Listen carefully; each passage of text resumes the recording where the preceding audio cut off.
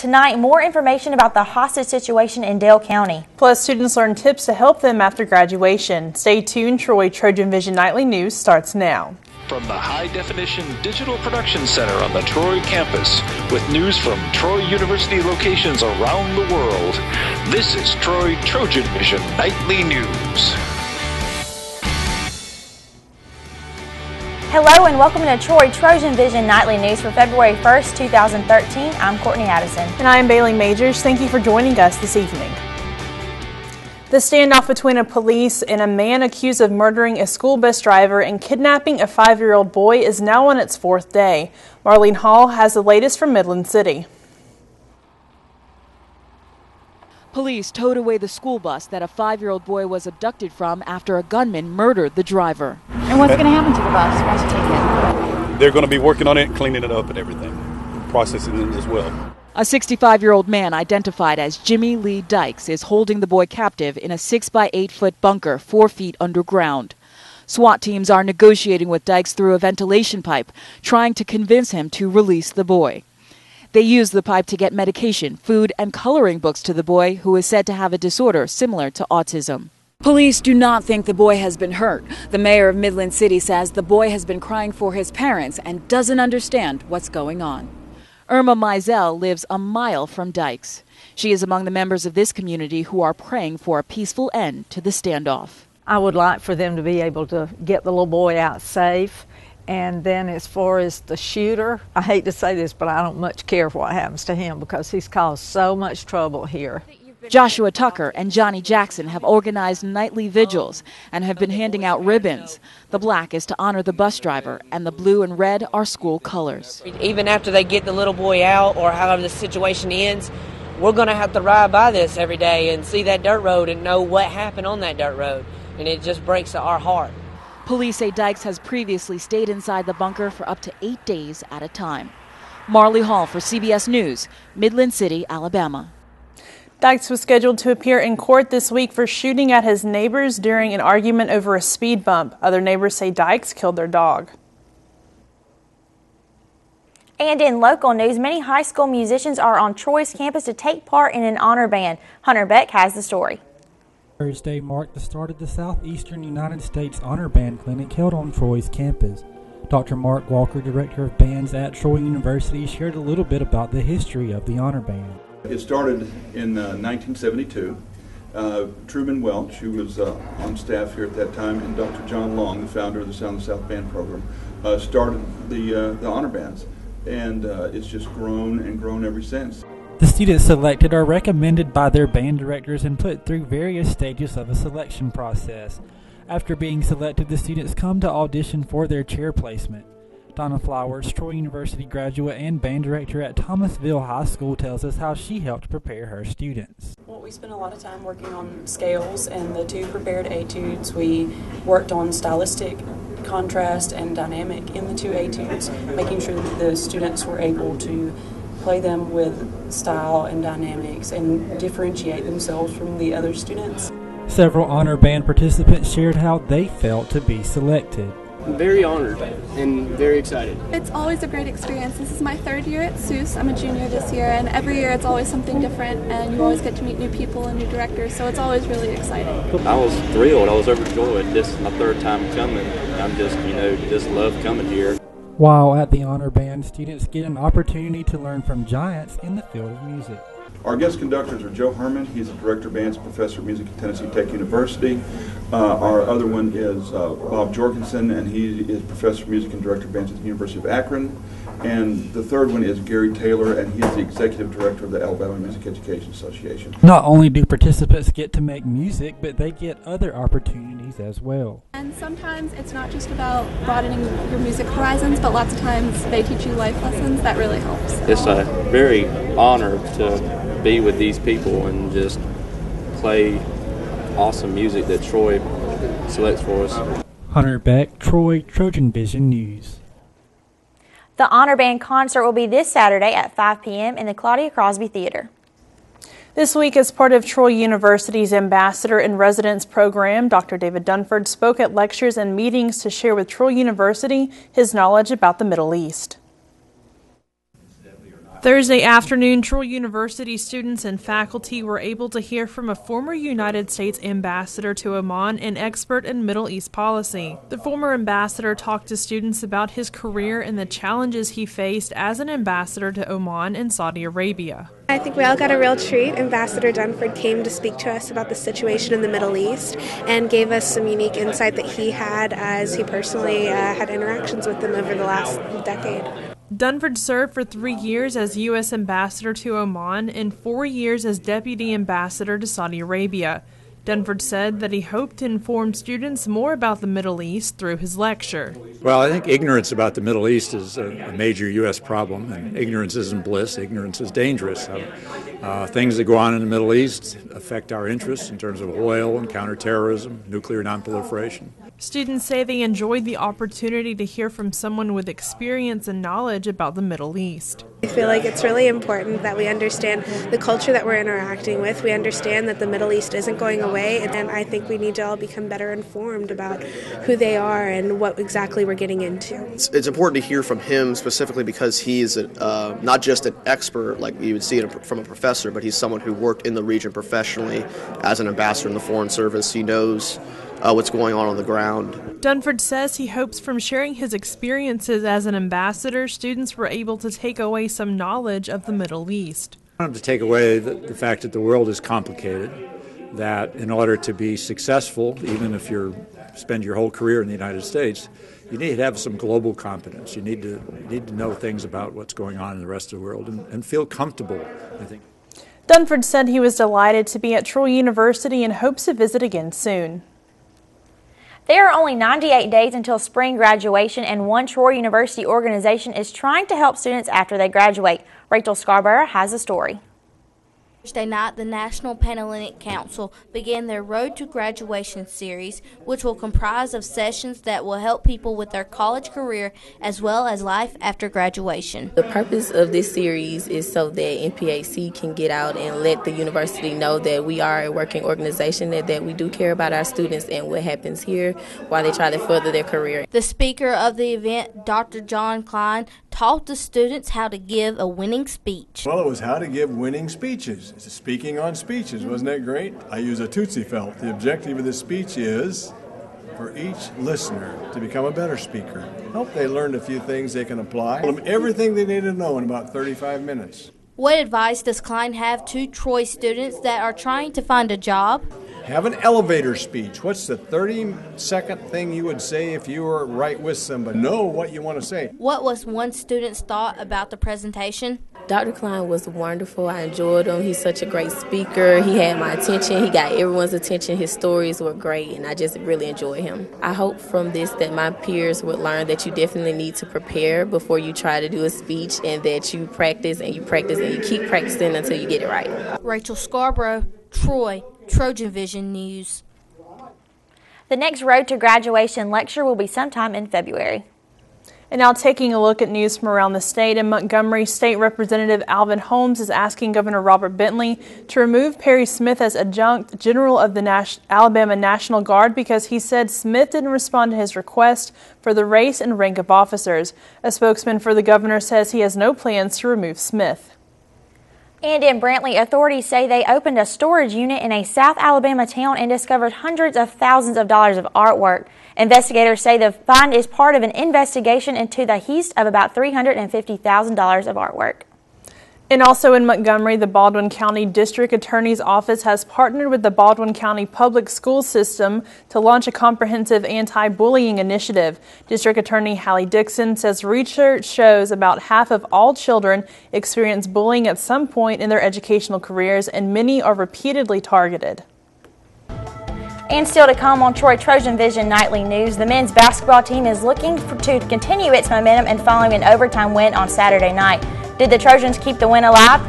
Justin McNeely will let us know in sports. But first, Turkish officials believe the attack on the U.S. Embassy was caused by a member of a domestic militant group. We'll have that story and more after the break. U.S. officials call the deadly explosion at an American embassy in Turkey an act of terror.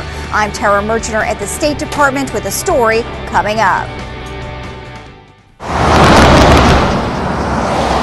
Some risks are obviously not worth taking.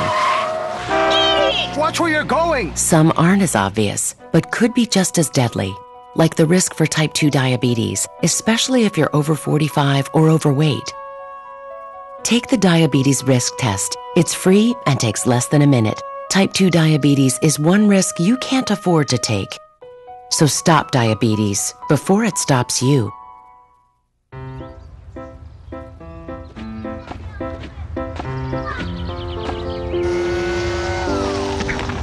Come on, let's go.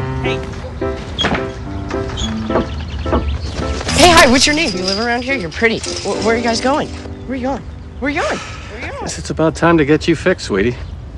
Your pets will start getting noticed sooner than you think. Accidental litters lead to millions killed in shelters each year. Help prevent more. Fix at month 4. From the high-definition digital production studios of Troy University, you're watching the award-winning TrojanVision Nightly News. And now for a look at what's happening across the nation and around the world, we'll go to Courtney Addison at the Global News Desk. Courtney? Thanks, Bailey. If you notice more people are wearing red today, you can thank the American Heart Association. The group is celebrating its 10th year of Red for Women campaign that is about education and research of the heart disease. It's the #1 killer of women. Inez Perez introduces us to a new survivor. Here's my little honey bunny. Mimi Scott loves to relax with her dogs, but she became increasingly stressed after 2 of them died and work pressures built up. One day she began having severe chest pain. For over an hour, I could not catch my breath. And I was, of course, panicky. She saw her doctor, who told her she was suffering from a heart condition that's almost exclusive to women, called broken heart syndrome. It strikes after a devastating loss or stress. The tip of the heart stops moving completely, and blood clots can form there. More women than men die each year from heart disease, often because they ignore symptoms. The American Heart Association says its decade-long Go Red campaign to raise awareness has saved more than 600,000 lives. One reason women die from heart disease, they don't call 911 or get to an emergency room when they start feeling symptoms. Often those symptoms are not what men feel, like pain in the left arm or chest. But if a woman doesn't have those symptoms, she's more likely to complain of severe nausea, severe fatigue, sweating, pain in the middle of the back when she walks up a hill, or even to the jaw. Doctors suspect that different levels of hormones in men and women play a role in heart disease, but more research is needed. Mimi says next time she won't wait. You don't take your time to get people to help you or to get to a hospital. And she's exercising regularly and promising to listen more closely to her body. Inez Perez for CBS News, New York. U.S. officials are calling a suicide bomb attack on the U.S. Embassy in Turkey an act of terror. Turkish officials believe the suspect belongs to a domestic militant group. Tara Mergener has more from Washington. The explosion blew off a door of the U.S. Embassy in Ankara and threw debris into the streets of the Turkish capital. A suicide bomber stopped at a security checkpoint, killed himself and a Turkish guard working for the embassy. Suicide bombing on the perimeter of an embassy is by definition an act of terror. It is a terrorist attack. Police have sealed off the area and are examining security camera footage. So far, no one has claimed responsibility for the attack, but this is a photo of the suspect. Turkey's interior minister said the bomber was linked to a domestic militant group. The State Department is warning Americans traveling and living in Turkey to stay away from the embassy and other diplomatic offices until further notice. On her last day as Secretary of State, Hillary Clinton said she spoke with the U.S. team in Turkey. I told them how much we valued their commitment and their sacrifice. The blast also seriously injured a Turkish journalist waiting to get into the embassy. The U.S. ambassador to Turkey visited her in the hospital and praised the guard who lost his life. I've paid my respects to the family of the Turkish hero. The U.S. Embassy in Ankara is a heavily protected building near several other embassies and just a few blocks from the Turkish parliament. Tara Mergener for CBS News, Washington. And that wraps things up from the Global News Desk. To see more stories from across the country and around the world, such as the remembrance of the 10-year anniversary of the Columbia shuttle disaster, you can tune in to Trojan Vision Global News right after the nightly news. Now back to you, Bailey. Thank you, Courtney. And now Justin McNally joins us for a look at sports. So, Justin, the men's basketball team was in action last night at Kentucky, and we didn't really get the outcome that we had hoped for, especially after this two-game winning streak they had just experienced. That's right. The Trojans men's basketball team was on a two-game winning streak, both in thrilling fashion in overtime, and they almost pushed the Hilltoppers to the brink last night for a third straight one, but I'll get to that and more here in sports. Sounds good. And the Trojan men's basketball team was on the road battling the Hilltoppers of Western Kentucky, but turns out it was one hill the Trojans just couldn't top. Troy lost a close one to Western Kentucky last night at EA Diddle Arena, 65-61. Two Trojans contributed to the majority of the scoring as Hunter Williams scored a career-high 23 points and Ray Chambers added 18 to account for 41 of Troy's 61 points in the game. The usual hot shooting Emil Jones struggled from the field, but dished out a career-high 9 assists to go with 6 points and 5 boards. And after 2 straight on the road, the men's basketball team will be back at home on Saturday before hitting the road for 2 more. At 7:30 Saturday night, the Raging Cajuns of Louisiana Lafayette come to town. The Trojans and ULL have yet to face each other this season. The Cajuns have a similar record to the Trojans at 4-8 in league and 8-15 overall. Last season, the Raging Cajuns got the better of the matchup in Troy. The Trojans entered the matchup on Saturday at 9-13 on the season and 4-7 in conference play. They are currently 6.5 games out of first place in the conference. And the women's team will also be in action at home over the weekend as part of a doubleheader. They too will be facing Louisiana Lafayette. And it will be the first matchup between these teams this season. They will meet again later in the month in Lafayette. The Raging Cajuns aren't having the best season either, currently on an 8-game losing streak and only 1-11 in conference play. The Trojans will be looking for their first conference victory Saturday night at 5:15, and head coach Shanda Rigby says this game is an important one for the Trojans. I just feel like this is one more game. I feel like ULL is a game, which is tomorrow night. We hope everybody will come out at 5:15. We feel like this game is the one that's going to put it over the hump. It's a great matchup for us. They don't have any really big players that were undersized to guard, and we feel like this game is going to put it over the hump for us. As mentioned earlier, the Trojans will hit the floor at 5:15 for their matchup with the Raging Cajuns. The Trojans are looking to end their season-long 10-game losing streak. And the men's and women's tennis teams will be in action this weekend as the men will take a trip south to the Sunshine State for 2 weekend matchups. Friday, the Trojans take on Florida Gulf Coast before a Sunday contest against Sunbelt rival Florida Atlantic. The women's team is also facing Sunbelt competition as they face Arkansas Little Rock on Saturday and travel to Jonesboro to take on Arkansas State on Sunday. Both teams are looking to bounce back from disappointing performances as the men's team lost to Auburn last week 6-1 and the women's team was swept by Georgia 2 Sundays ago. And before you sit down Sunday to watch the Ravens and the Niners, head over to Riddle Pace Field as the softball and baseball teams host their annual Fan Day. Beginning at 2 o'clock, both teams will be introduced to the fans by their head coaches as well as signing autographs for fans. There will be free hot dogs and drinks, and fans can also pick up team posters. The baseball season is set to begin on February 15th against Florida A&M, and the softball team will have their first game a week from today at the Bulldog Kickoff Classic in Starksville, Mississippi. So Bailey, Courtney, it was a disappointing effort last night from the Trojan basketball team. Maybe they can go out there this tomorrow and pick up a victory. Maybe the women's team can actually end their losing streak. Get on the right side of the board. And baseball and softball coming up. Everybody needs to come out to Fan Day and support the Trojans. Absolutely, definitely. Good luck to the men's basketball team and come out on Sunday to meet the Trojans. That's right. Thank you. Coming up on Troy Trojan Vision Nightly News, Aaron Taylor learns how 2 students who will be participating in the Miss Alabama pageant are giving back to the Children's Miracle Network. But first, we've seen sunny skies and windy weather during the day. What can we expect for the weekend, Bree?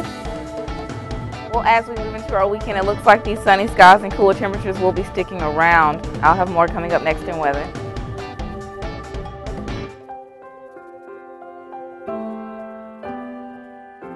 At the heart of what we do in the College of Business is care for the student.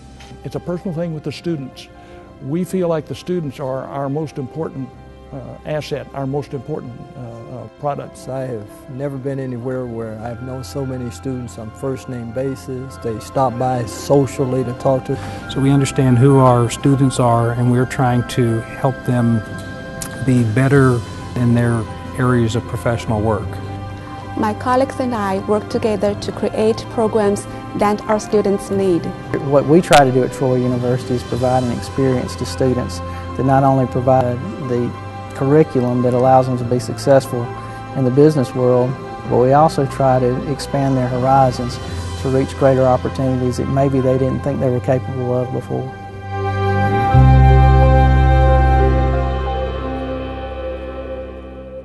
From the high-definition digital production studios of Troy University. And now Bree Sanders joins us for a look at weather. So, Bree, we had that cold front move in earlier this week, which pushed all of that rain into our area, but now we've had really sunny skies and beautiful weather outside, just a little bit colder. What can we be expecting for our weekend? Well, it looks like as we move into our weekend, those temperatures and those sunny skies will definitely be here to stay. I'll get more into that in just a moment. First, let's take a look at our campus snapshot. Right now on campus, we see that sun is set fairly over Bibb Graves, so whether you're headed to class or you're headed home from work, definitely keep that scarf on hand with you. It's kind of cool out there tonight. Current conditions in our area right now, we have fair skies, temperatures at 51 degrees, dew points at 14 degrees, humidity's at 23%, barometers at 35 inches and steady. Winds are coming in from the west-northwest at 8 miles per hour. Today's stats, we had a high today of 53, a low of 31. There is no rain in our area. The sun rises at 6:39 a.m. and it should have set at 5:19 p.m. Temperatures around the state, overall we're experiencing a mixture of temperatures right now. Mobile coming in at 57, Huntsville at 35, Birmingham at 40, Montgomery at 48, Troy at 50, Phoenix City at 48, and Dothan at 52. Our temperatures around the southeast, on average in our state, we're at about a lower 43-degree temperatures right now here in the Birmingham area. And as we move throughout the rest of the southeast, those temperatures increase just a little bit right there in South Carolina to about 50 degrees. Temperatures around the United States, moving over here to the West Coast, very warm right now in California, 65 in certain areas, 59. And as we look throughout the South, as we move into Nevada and certain parts of Texas, those warm temperatures remain in their area. Current surface map, a few high-pressure systems here as we look at the west states over here, and a stationary front moving through the mid parts of our states. Taking a closer look at the southeast, however, we have this cold front that pushed through a few days ago, bringing in those cooler temperatures in our area. Precipitation forecast over the next 48 hours, we should be experiencing possibly about half of inch of rain or so in the northern part of our state. Hopefully not too much down here in the Troy area. Moving into tomorrow, like I said, we should be experiencing a little bit of rain in the northern part of our state, but we shouldn't have too much to worry about down here in Troy. As we close out our weekend on Sunday, that rain pushes back out of our state to give us a picture-perfect weekend to end with. But as we move into Monday, we see rain systems forming here through certain parts of Texas and Arkansas, possibly pushing into our area on Tuesday, giving us about a 50% chance of rain, so definitely be on the lookout for that. Tonight's forecast, we have mostly clear skies, light winds coming in from the northeast from 5 to 10 miles per hour with a low of 29.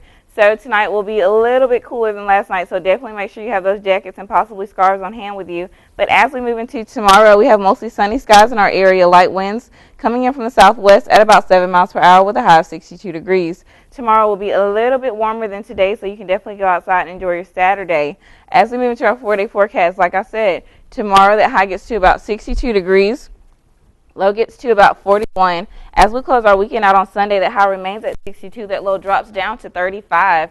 Starting our week back off on Monday, that high continues to rise right there at 63 degrees. Partly cloudy skies in our area. That low goes back up to about 44. And on Tuesday, that high reaches about 65 with that 50% chance of showers in our area. So, Courtney, we did have warmer temperatures earlier this week in Bailey. It does look like those temperatures drastically changed as we move towards the end of the week with the cooler temperatures. So, as we move into our weekend, we can definitely expect those cooler temperatures to stay. But next week, they may get a little bit warmer, possibly with some rain coming back into our area. Absolutely, but at least we should have good weather for this weekend, so all the Trojan fans can get out and see the softball and baseball team at Fan Day. Absolutely. Absolutely. Thank you, Bree.